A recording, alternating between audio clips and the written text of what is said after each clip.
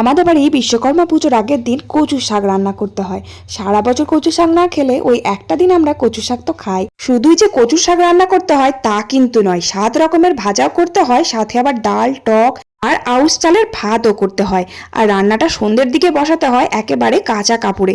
যাই হোক, সন্ধ্যেবেলা আমি রান্নাটা বসিয়ে দিলাম, একদিকে কচু শাকটা সেদ্ধ করতে দিয়ে দিলাম আর ভাজাগুলোও করে নিলাম। ভাজাগুলো কি কি করতে হয় দেখো: আলু ভাজা, পটল ভাজা, বেগুন ভাজা, কাঁচা কলা ভাজা, কুমড়ো ভাজা আর নারকেল ভাজা। আর একটা জিনিসও ভাজা করতে হয়, সেটা হলো ওল ভাজা। ওল ভাজাটা খুব একটা ভালো লাগে না তো খেতে, তাই ওটা আর কি অল্প করে ভেজে সবার সাথে মিশিয়ে দেওয়া হয়।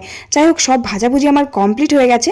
আর ভেজে ভেজে ঠাকুরের জন্য কিছুটা করে তুলে রাখতে হয়, তুলে রেখে দিয়েছি আলাদাভাবে। তারপর একটু কুমড়ো আর ঝিঙে দিয়ে টকও করতে হয়, আর নারকেল কোড়া দিয়ে কচু শাকটা রান্না করতে হয়, এটাই কিন্তু নিয়ম। তারপর সবশেষে খেসারির ডালটাও রান্না করে নিলাম। লাস্টে ভাতটা বসিয়ে আমি একটু রেস্ট নিয়ে দোকানে গিয়ে আলপনাটা দিয়ে তারপরে বাড়ি এসে খাওয়া দাওয়াটা করে নিলাম।